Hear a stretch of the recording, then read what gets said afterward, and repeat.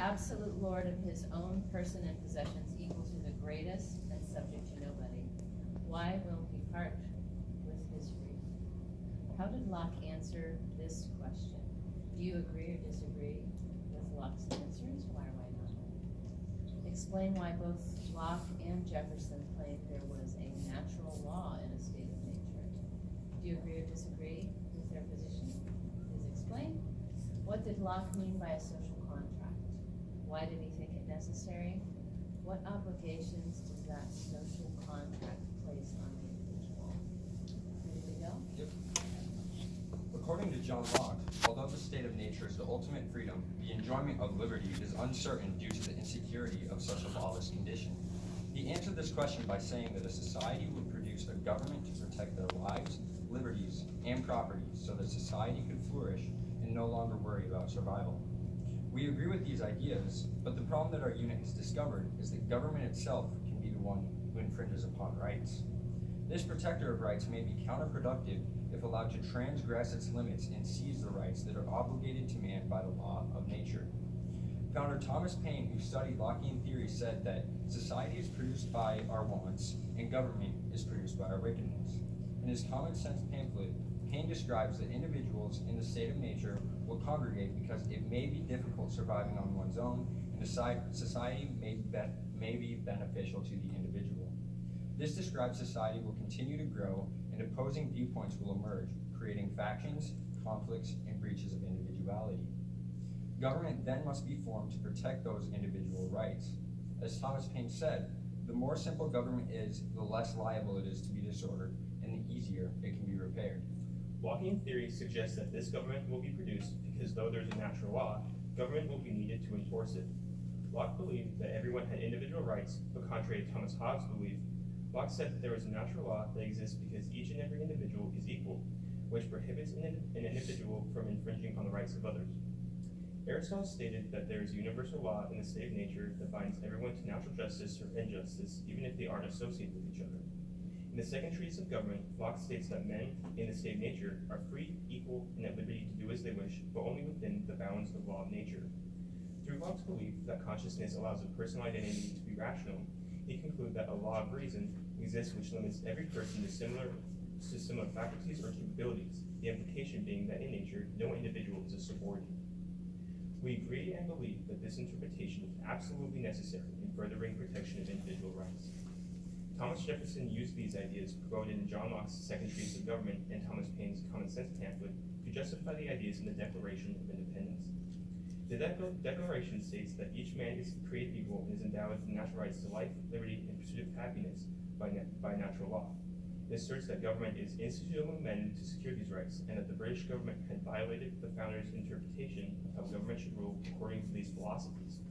The Declaration of Independence cites that this law of nature entitles them the power to dissolve the government if it violates these inalienable rights and laws.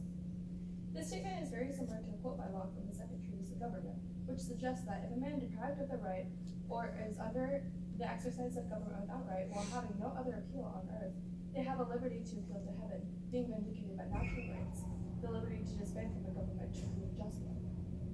To ensure that this government would be just, it would need to be produced by the consent of the people and in the form of a social contract.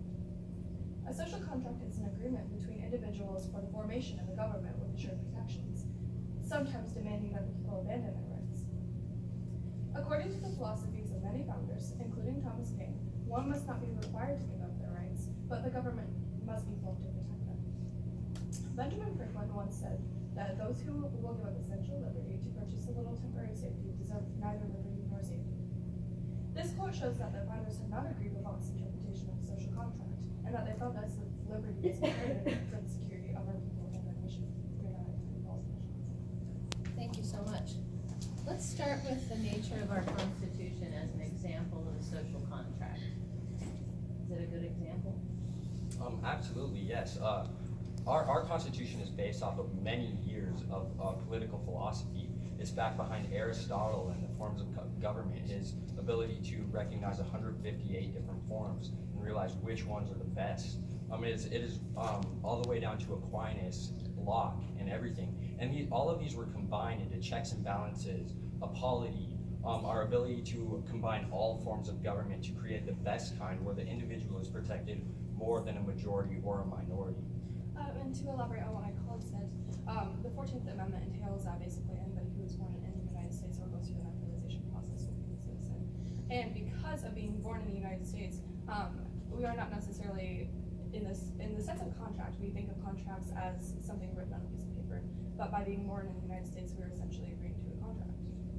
And this actually brings up a different topic. It's about consent. And Locke did believe that just governments are only formed by consent. This brings into issues about express consent versus tacit consent. The idea of tacit consent, he believed the remedy to consent is the idea that you would, by, for instance, just walking down a road would imply your consent because that road belongs to the government.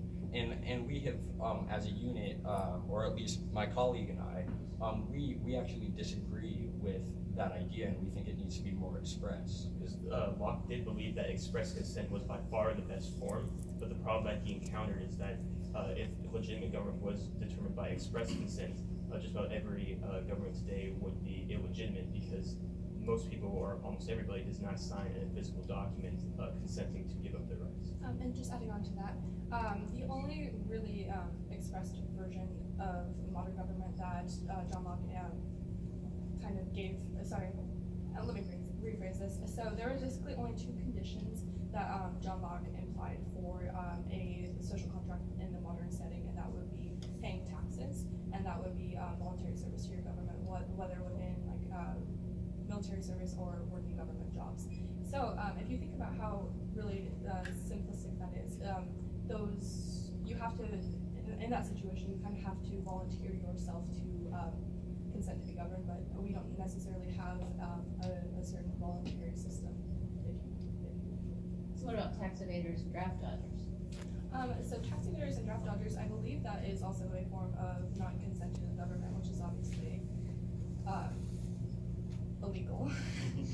And I think this is actually an issue that stems back all the way back to this idea of consent. There is an idea where if you do come in this social contract, there are some you bind to this social contract. But if the idea is that the individual must be protected, certain ideas will infringe on other individuals. And to allow for this, you need consent and the ability for liberty, for each individual to have liberty. And my personal belief is that consent is the best way for this to happen. With a government that enforces another person's opinions, that upholds majority against the minority. And instead of focusing on majority versus minority, you need to focus on each individual and their personal consent. And those who disagree with Locke's interpretation that a legitimate government is determined by consent say that the legitimacy of a government is actually determined by its adherence to the law of nature. But Locke personally disagreed with that because he believed that most societies, you would argue, require political obligation, and he thought express consent was completely necessary for political obligation, which would require say, the draft taxation service for the government.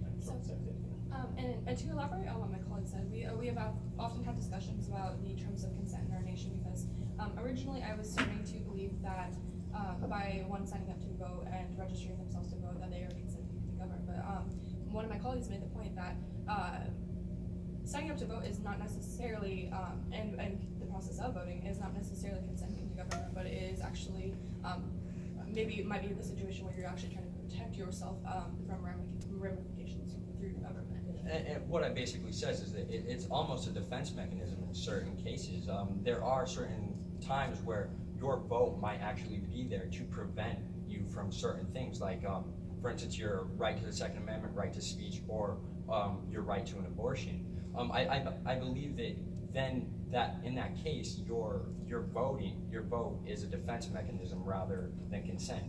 So you all just gave examples of how the Constitution is an example of a social contract. How is the Constitution not a good example of a social contract? Actually, because it's actually where the ideas of classical republicanism and natural rights conflict. There's this idea where the common good must be represented. But we believe that the common good is subjective. It is whoever is in power who enforces that common good. But that's my problem with this, because individuals aren't represented in that common good. It's not the good, the universal good. And the founders. So what would the universal good be? Right. The founders' interpretation is that liberty must be protected, because that is the only way where individuals are able to act where they find to be the best fit. And where that ends is where your liberty meets another person's. You cannot infringe on another person's liberty. Outside of that, you have the ability to do what you may. Locke and Jefferson both thought that our rights came from God, right? What if there's no God? Actually, this stems to another philosopher, Aquinas. Aquinas, he believed that you were able to understand natural law outside of being God, but he actually believed that this natural law explained God. People who understood this natural law would become to see the workings of God, but he still believed you could understand this. And to elaborate on what Colin said, we also do have discussions about how the animal kingdom works in general, and because, and because obviously animals aren't practicing religion whatsoever, but they do have instinct. Well, we don't know. I mean, but animals are definitely practicing a sense of instinct. So that's because of the state of nature. It's sorry. Time comes so fast, doesn't it?